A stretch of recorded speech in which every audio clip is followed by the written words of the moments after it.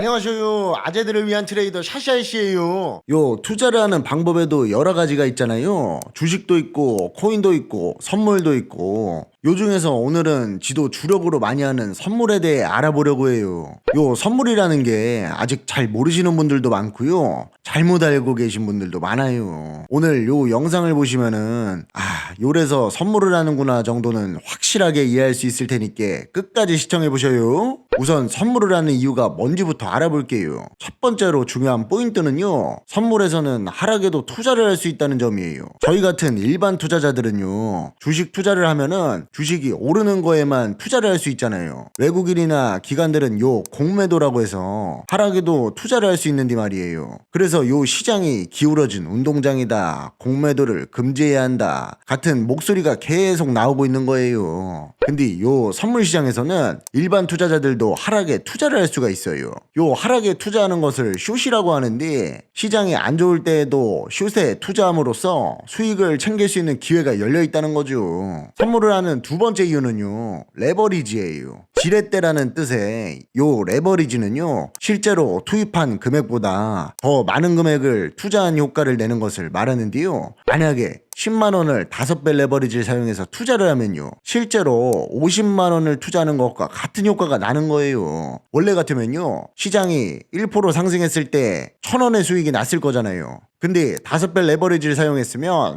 1% 상승이 5% 상승과 같은 효과를 내서 5,000원의 수익이 나는 거죠. 50만원에 1%가 움직인 거랑 같은 효과가 나는 거예요. 반대로 손실이 났을 때도 마찬가지고요. 근데 여기서 많은 분들이 흔히 잘못 알고 있는 부분들이 있는데요, 선물 투자하면 빚지는 거 아니요? 대출 끌어다 쓰는 거 아니요? 요래 알고 계신 분들이 많단 말이죠. 근데 선물도 원금 이상의 손실은 나지 않아요. 아까 예시로 다시 가서요, 10만원을 5배 레버리지로 투자를 했는데 시장이 20% 하락해, 100% 하락하면 어째 될까요? 강제로 매도, 즉 청산이 된다고 하는데요, 요때 원금만큼의 손실을 입게 되는 거예요. 결국 요 레버리지를 쓰는 건요, 원금 이상의 손실을 입는 것은 아니지만 하이리스크 하이리턴의 투자를 활용한다는 것이에요. 반대로요, 10만원으로 레버리지 5배 투자를 했는데 만약 시장이 100% 오르면 나는 500% 수익을 낸 것이니까 투자한 10만원은 60만원이 되는 거예요. 적절하게 잘만 사용한다면 적은 투자 금액으로도 큰 수익을 얻을 수 있는 지렛대의 셈인 거죠. 이해되시죠?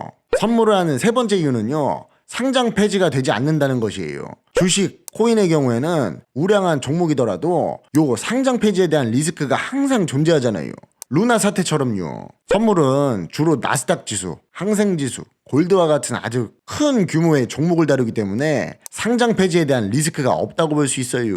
선물을 하는 네 번째 이유는요, 세력의 영향력이 작다는 것인데요, 국내 주식 종목의 경우에는 특정 세력의 압력에 따라서 가격이 급변하는 경우가 많잖아요. 이는 예측 가능한 범위를 벗어나게 하는 위험 요인이기도 한데요, 선물은 주로 지수에 투자를 하기 때문에 거래량, 거래대금이 엄청나요. 특정 세력이 가격을 마음대로 조종하는 것이 불가능하다는 거죠. 요까지 선물을 하는 이유에 대해 알아봤는데요, 선물에도 명확한 단점은 존재하겠죠? 선물은 하이리스크 하이리턴 투자예요. 큰 수익을 낼 수 있다는 것은 그만큼 손실도 크게 볼 수 있다는 거니까 시장과 차트에 대한 공부가 꼭 선행이 되어야 해요. 아시겠죠? 다음은 선물을 하는 방법이에요.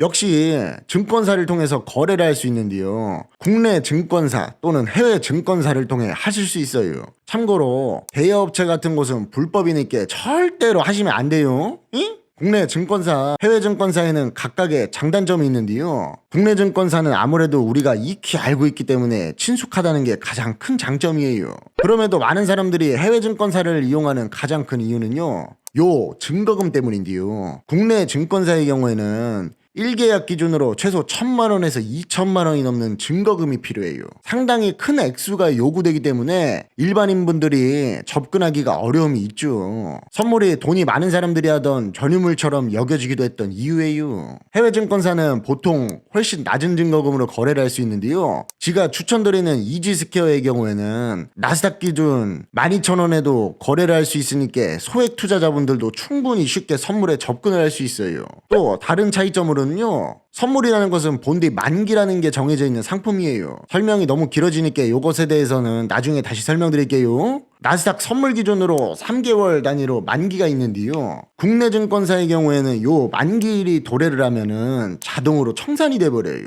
만기일에 내가 만약 손실 중이었다면 강제로 손절을 치게 되는 거죠. 재매입을 하면은 수수료가 다시 부과되기도 하고요. 요 만기로 인해 피해를 보는 경우가 꽤나 있는데요. 요 이지스퀘어의 경우에는요, 만기일이 없는 연속 선물을 지원하기 때문에요, 이러한 만기일에 대한 리스크를 신경 쓰지 않아도 된다는 장점이 있어요.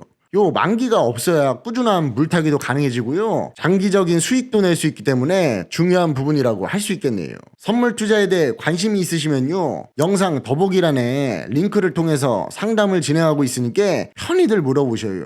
요 선물에 대해서는 아직도 다룰 내용이 많은데 오늘은 너무 길어졌으니까 다음에 마저 전달하기로 하고요. 쥐는 오늘도 고생했으니까 백숙이나 먹으러 가야겠슈. 그럼 우린 다음 영상에서 만나는 거요.